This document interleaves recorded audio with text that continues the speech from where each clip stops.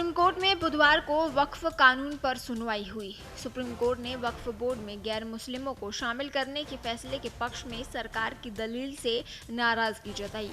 सरकार ने दलील दी थी कि इसी तर्क के हिसाब से वक्फ से जुड़े मामलों की सुनवाई हिंदू जजों की बेंच को नहीं करनी चाहिए। सुप्रीम कोर्ट में जब सॉलिसिटर जनरल की दलील सामने आई तो सीजेआई भड़क उठे।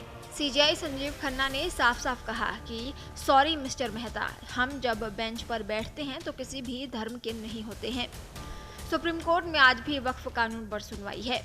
दरअसल सीजेआई संजीव खन्ना, जस्टिस संजय कुमार और जस्टिस केवी विश्वनाथन की बेंच वक्फ अधिनियम 2025 के उन प्रावधानों पर सवाल उठा रही थी जो केंद्रीय वक्फ परिषद और राज्य वक्फ बोर्ड में गैर मुस्लिम सदस्यों को मनोनीत करने की अनुमति देते हैं।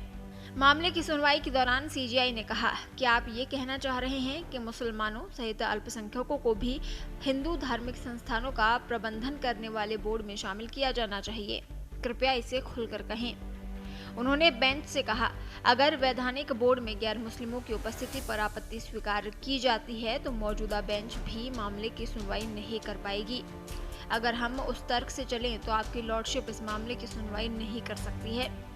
इस पर सीजेआई ने तपाक से जवाब दिया और कहा, नहीं सॉरी मिस्टर मेहता, हम सिर्फ फैसला सुनाने की बात नहीं कर रहे हैं। जब हम यहाँ बैठते हैं तो हम अपनी व्यक्तिगत पहचान त्याग देते हैं, हम अपना धर्म खो देते हैं। हम पूरी तरह से धर्मनिरपेक्ष हैं। हमारे लिए एक तरफ या दूसरी तरफ एक ही है।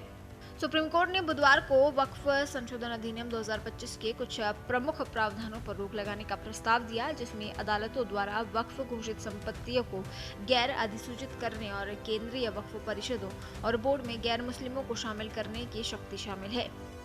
सुप्रीम कोर्ट ने आदेश पारित करने का प्रस्ताव रखा, जिसका केंद्र ने विरोध किया और उसने ऐसी किसी भी अंतरिम आदेश से पहले विस्तृत सुनवाई की अपील की। वहीं दूसरी ओर पीठ ने 3 सवाल भी उठाए। पीठ ने नए कानून में वक्फ बाय यूजर प्रावधान को हटाने पर केंद्र से स्पष्टीकरण मांगा है। सीजेआई ने सॉलिसिटर जनरल तुषार मेहता से कहा, वक्फ बाय यूजर क्यों हटाया गया। सर्वोच्च अदालत ने कहा कि 14वीं से 16वीं शताब्दी के बीच बनी ज्यादातर मस्जिदों के पास सेल डीड नहीं होंगे, ऐसे में उन्हें कैसे रजिस्टर किया जाएगा। सॉलिसिटर जनरल तुषार मेहता ने कहा कि उन्हें इसे रजिस्टर करवाने से किसने रोका। सुप्रीम कोर्ट ने सवाल किया कि अगर सरकार कहने लगी कि ये जमीनें सरकारी हैं तो क्या होगा। कोर्ट ने वक्फ बोर्डों और सेंट्रल वक्फ काउंसिल में गैर मुस्लिमों को शामिल करने के प्रावधान पर भी सवाल उठाया। उच्चतम न्यायालय ने केंद्र से पूछा कि क्या वो मुसलमानों को हिंदू धार्मिक न्यासों का हिस्सा बनने की अनुमति देने को तैयार हैं।